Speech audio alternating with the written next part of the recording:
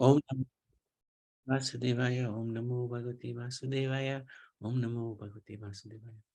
Hare Krishna, dear devotees. We'd like to seek the blessings of Shri Radha Govind, Radha Shyam Sundar, Radha Madhav, Krishna Balaram, Sitaram, Lakshman Hanuman, Gaunitai, Srila Prabhupada, Guru Maharaj, and the assembled devotees. So we can share a few pastimes on this wonderful occasion of Dussehra.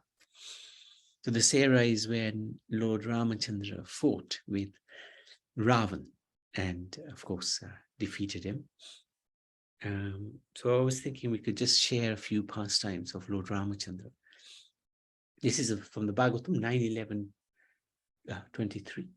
Purusho Rama Charitam Swaneir Upadharayan Anshamsya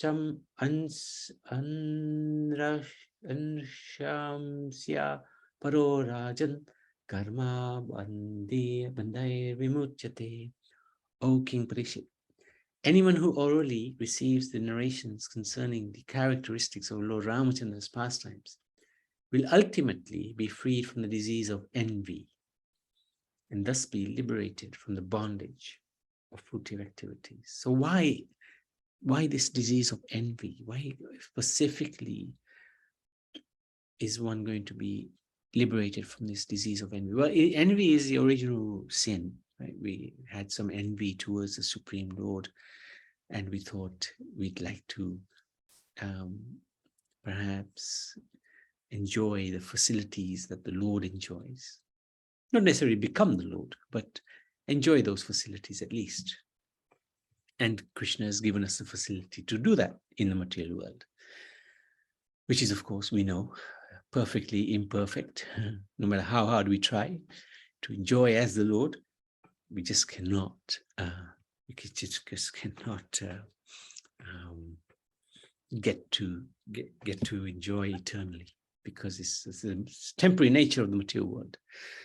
So it's curing us from the envy. How? Because Ramachandra's pastimes are full of humility, respect, kindness,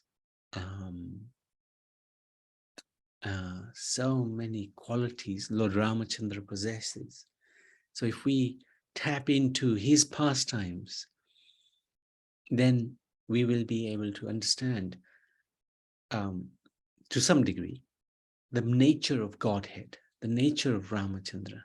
And that nature is very sweet.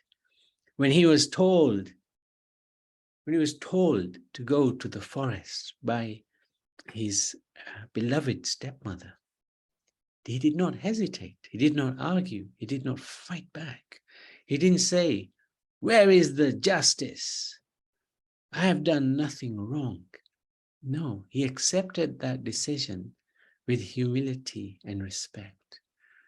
And these pastimes, when we align ourselves with Lord Ramachandra's pastimes, trying to understand his mood, it helps us to rid ourselves of the pride that comes automatically from living in the material world, the envy, the anger, because Ramachandra's pastimes are one of humility, respect, kindness. So this is a very powerful verse by Sukadeva Goswami in the Bhagavatam. There's another verse. Let's have a look at this. Oh yes, this is explaining how all four of them, Ram, Lakshman, Bharat, Shatrughan, they're all actually expansions of the Supreme Lord. And they all appeared as the son of Dashrath Maharaj.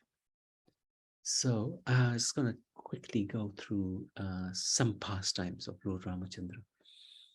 So none different from Krishna, and Lakshman is none different from Balaram. Ramachandra is regarded to be the seventh of the 10 avatars, and he's Maryada Purushottam, very sweet, kind-hearted, supreme person, full of duty, full of how to conduct oneself in any situation, whether it's a happy situation or challenging situation.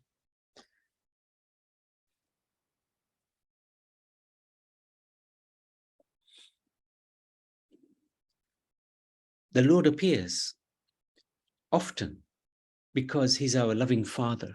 He wants us to connect with him. We've lost that connection over time. But he's never lost the connection with us. So because he wants us back in his world, he comes to this world. And by remembering his pastimes, we again can connect with him. We can again see his loving nature, his sweet nature, and again, re-establish that connection. So I'm going to just go through. This is a really amazing painting that has been done of the Supreme Lord. And the characteristics and the beauty of the Lord is really magnified in this painting. Of course, it's nothing compared to what the Lord himself will look like, but it still gives us a hint of Lord Ramachandra and his appearance. So beautiful. It's got a golden greenish color to his demeanor, which is so pleasing, beautiful. Absolutely the most amazing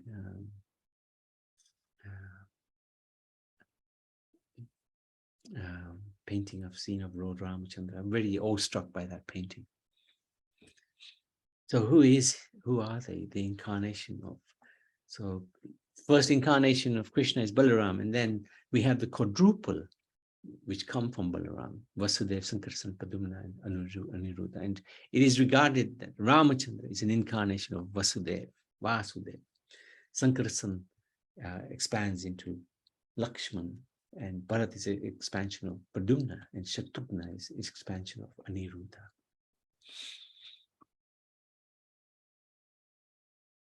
And this eternal relationship of Sita and Ram is a very pleasing relationship between the divine couple, and devotees become very pleased when they chant Sita Ram, Sita Ram. He has unlimited qualities. He appears as the ideal son, brother, husband, king, man, emblem of purity and marital devotion. And his name is so extraordinary. We often compare his name to Krishna. Krishna is quite a hard name to pronounce, but Ram, so easy to pronounce. And the power of the name of Ram is so extraordinary. It's even more greater than the Lord himself, which is really quite challenging to understand. But the name of Lord Ram is greater, more powerful, more stronger than Ram himself. And it's so easy to chant Rama, so easy. I think it was Valmiki who, before becoming a Ram Bhakt, he was struggling when I think Narad Muni asked him to chant the name of Ram, and he couldn't do it. So Narad Muni said, okay, do Ma Ra, Ma Ra, Ma Ram, Ma Ram, Ram, Ram, Ram. Eventually you come to Ram. So, and with Krishna, you know, we often joke that everything about Krishna is quite challenging. His name is hard to pronounce. He looks with long glances, whereas Lord Ramachandra was very straightforward. But Krishna is not so straightforward. He's walking, Krishna's walking is like a gait of a intoxicated mad elephant, whereas Lord Ramachandra would walk straight. There was no doubt his purpose, whereas Krishna's walk, be wondering, what's he doing? Is he walking? Is he dancing? Is he, what is he up to? Krishna's words usually had some double meanings. He say one thing, but it means something totally opposite. Whereas Lord Ramachandra's word was his bond. Very straightforward. His activities are not straightforward. Krishna's, in a loving way. This is all done to please the devotees. Krishna's mood is simply to please the devotees. He'll do anything to please his devotee. He'll break his own vows to please his devotee. Break his own promises to please his devotee. He'll perform activities which are not regarded as what's the word? Proper in society. He'd have many girlfriends, for example. Of course, we're all prakriti to be enjoyed. He's purush. He's every right to do that. But he himself is happy to get a bad name, provided his devotees are still pleased. The desires of the devotees are fulfilled. So this is just a small comparison between the two. It's always interesting to compare Krishna and Ram. And this is from Vishnu Sahasranam. 1,000 names of Vishnu are equal to one name of Ram. And 3 names of Ram equal to 1 name of Krishna. So very amazing comparison again to Lord Vishnu. In his incarnations, Ram, he became greedy to experience the following mellows: close, intimate friendship. So he had friendship with Sugriv and Vibhishan. But they were still in awe and reverence of him. Vibhishan still regarded him as master, and so did Sugriv, although they were friends. But as Krishna, as Ram, even he wanted to establish closer, intimate relation, and that's what he did as Krishna. As Ram, he never got chastised because he was also obedient. But Ram also wanted to taste the chastisement of the parents. And as Krishna, he got it. Possibly more than he bargained for, especially with Mother Yashoda. And the pastimes, sages wanted to have conjugal love with him. But he said, Ram said, no, when I come as Krishna, I'll fulfill your desires. So he married the 16,000 gopis, or queens.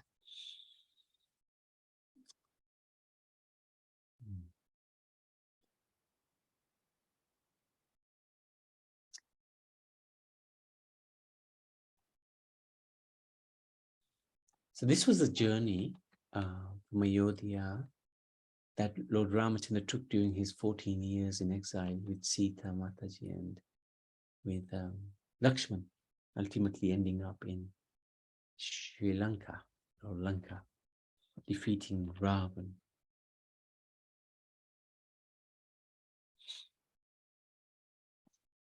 So some of the pastimes, he went to Gurukul. God doesn't need to go to Gurukul. But as an example, he set for everyone was that he went to Gurukul. He had also Vishwamitra as his teacher in warfare. He liberated Ahalya by the touch of his foot, who had been cursed by her husband, Gautam. He won over Sita Mata. He also met with Pashuram and took away his power. Pashuram is also an incarnation of God. And the pastime where he was banished to the forest. It's one of the most fascinating pastimes because he doesn't have to go to the forest. He's a Supreme Lord, but yet he accepted the direction of his stepmother, the queen, even at the expense of his father feeling so lost. Because one thing is, karma is there. Even you are the father of the Supreme Lord, yet karma has to be faced. So when Shravan Kumar was unfortunately killed by Dashrath Maharaj, he had to face the karma of dying in separation from his son, Ramachandra. In the forest, they did so much service to the great sages. They met so many wonderful devotees, and they had an amazing time in the forest with the animals and the plants and the trees.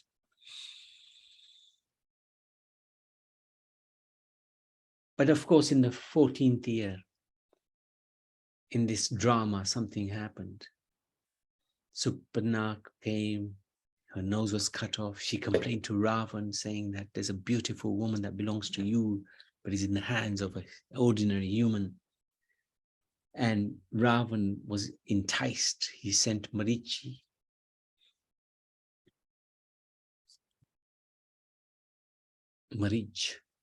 He sent Marich to entice Ram and Lakshmana away from Sita. And it worked. And Sita left a protective Lakshman Rekha that was drawn around her by Lakshman and fell foul of Ravan's wrath, and he kidnapped her. Jatayu tried to protect, tried to save her. He knew he couldn't win, but he had to slow him down, Ravan. He had to slow Ravan down, at least for 48 minutes, which he did, so that the mood was the wrong mood for him to kidnap anybody. He would lose for sure. Of course, he'd lose anyway, because he's fighting as a Supreme Lord. And he came across the most amazing devotees, Sabri, who was waiting for him for millennium after millennium. Finally, he came and tasted her sour as sweet apples. And then he met the most amazing Hanuman, one of the most colorful characters of Ramayana, who introduced him to Sugriv. And then he killed Vali. This is perhaps one time when it could be argued that he crossed the line of Dharma. At least that's what Vali argued with him. And then Ramachandra convinced him that no, actually you cross the lines of Dharma. I'm acting as a servant of the king. I'm doing my duty. And Vali accepted, yes, you're right, my dear Lord. Thank you. And then Hanuman did his job of finding Mother Sita. And it's what an amazing job. And he left a few gifts for Ravan in the form of fire. And then they came to the ocean. Hanuman guided Lord Ramachandra to Rameshwar, from which they built the bridge of stones. And again, this is where it shows the name of Ram is so powerful. They were writing the name of Ram on every stone and placing it on the ocean. And that's how they made the bridge, which they crossed over and reached Lanka, where they met.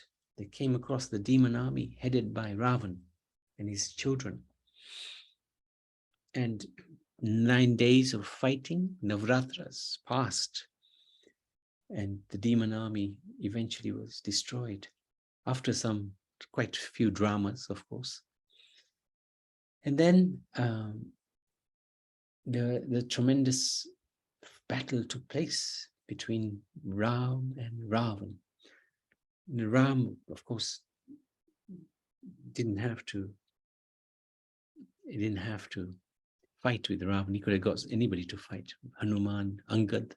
He had some amazing warriors in his army. But he fought with Ravan because he wanted to.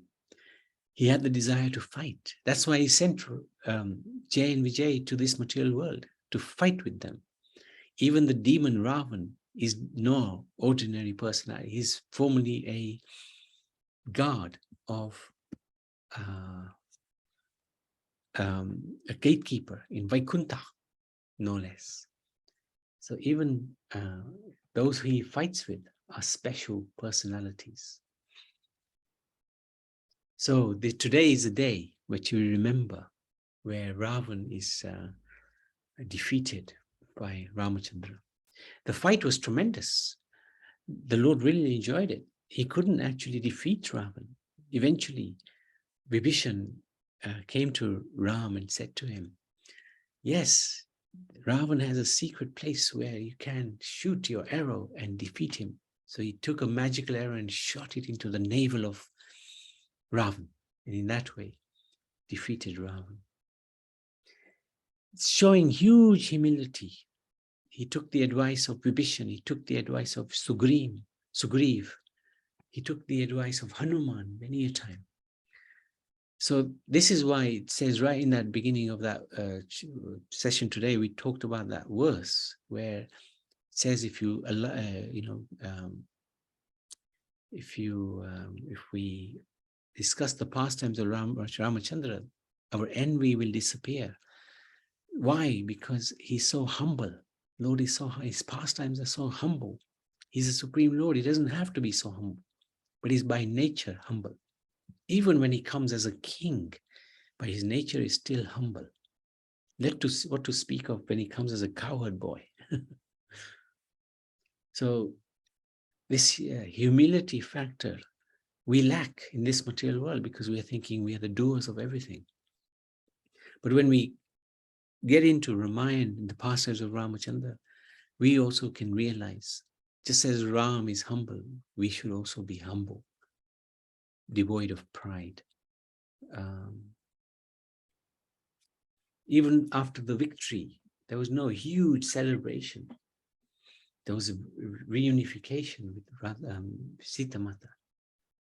So, the 10 things that shouldn't go to your head. This is quite nice instructions. Pride, greed, anger, lust, delusion, jealousy, negative mind, ego, selfishness, and hatred. So these things we pray to the Lord to help us, because on our own, what can we possibly achieve?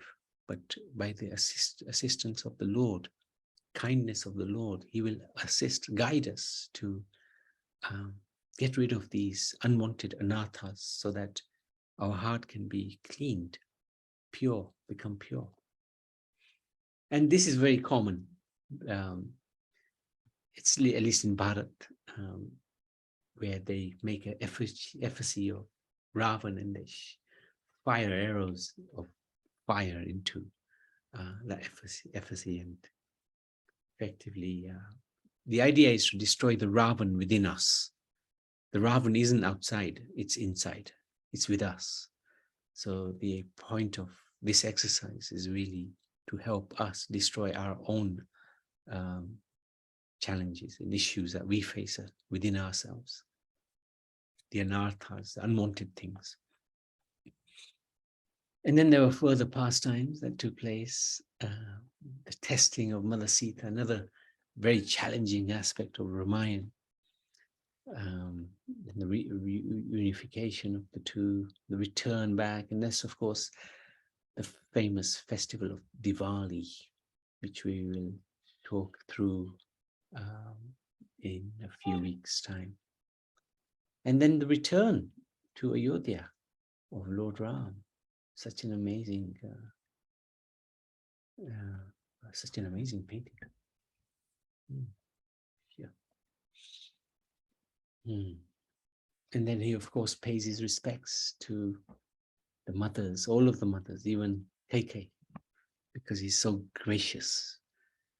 And then he was coronated king and queen. Oh, Sita was coronated queen, he was coronated king. So this is the pastime of Lord Ramachandra, in very brief. Any questions or any comments? Anything anybody like to share about today or Ramachandra? Any Hare past? Krishna, Prabhu. Hare Krishna, Sitaram. Yes, Sitaram. While I read the Ramayana, so you know the humility which Bhagwan Ram has, no one can say that he was not humble. They agree. He's very humble. His father told his mother who told him, you should go 14 years.